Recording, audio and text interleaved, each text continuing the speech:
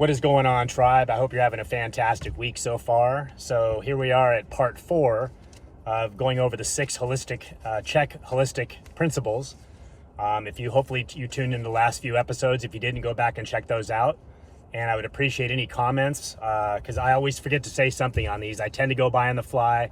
I've got a couple notes, but I tend to just kind of brain dump. And at the end, I'm always like, damn, I forgot to say that. So if you have any questions, please feel free to comment. Definitely like and subscribe and share. Definitely trying to grow this channel. I appreciate it very much. I think I need a studio upgrade though. Anyway, I'm always on the fly, so I get it done where I can, when I can. And right now I'm inspired today to talk about movement, and it's critical. Remember the first episode we talked about breathing, and just really quick, nose over mouth. Control your sympathetic, parasympathetic nervous system. It's key to stress management.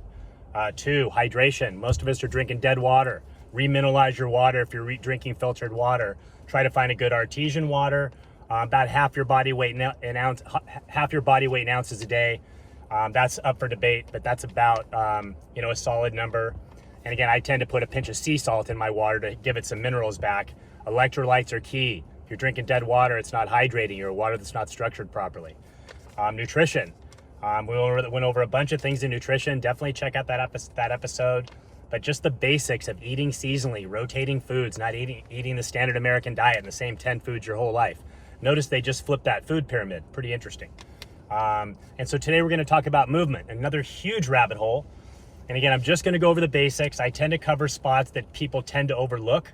So I'm sure I'm probably going to overlook something simple. But again, if you have any specific questions that I didn't cover, definitely comment below and I'll get back to you on that.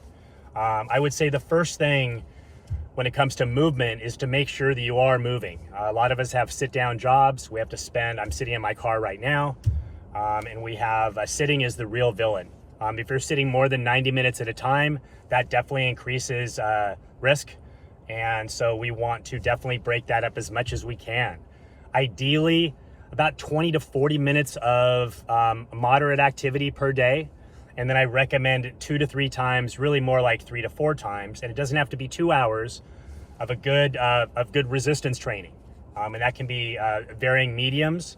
I tend to emphasize integrated movements. Sometimes we need to isolate, but it's better to do full, depending on the goal, but better to do full whole movements and tending to stick to the pillars of human movement. So pushing and pulling.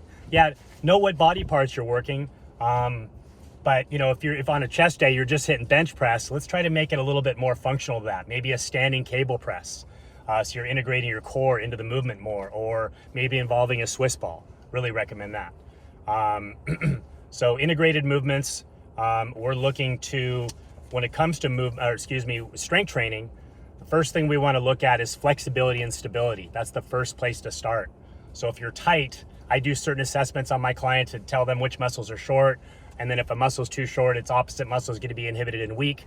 And so that's going to create a joint imbalance, and that's going to cause some problems eventually. More wear and tear and so forth. So we're looking for a stable structure.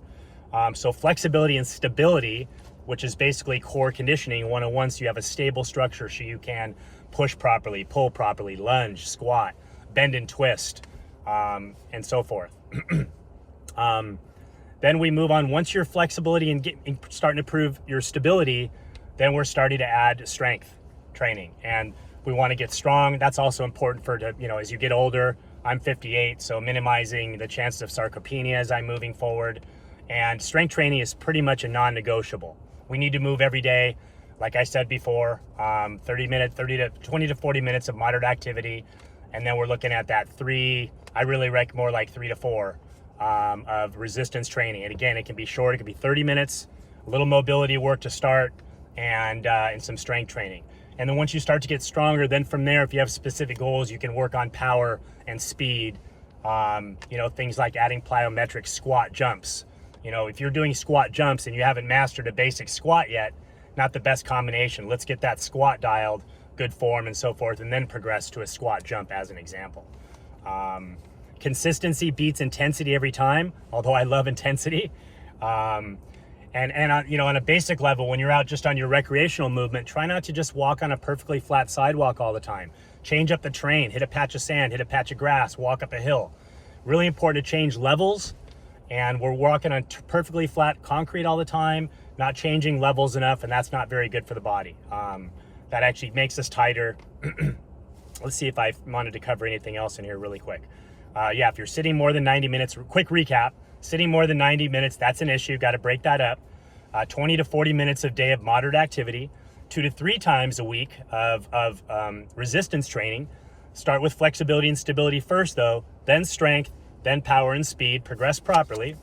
Sometimes you need to isolate stuff, especially if you have an injury, but eventually full lunges, maybe a lunge and a twist, or a squat with a push. Things where integrating more than one movement, definitely incorporating your breathing into your movement. That is huge. I'm surprised I'm just getting to that. So I'm picking up something heavy on the ground, say I'm doing a deadlift.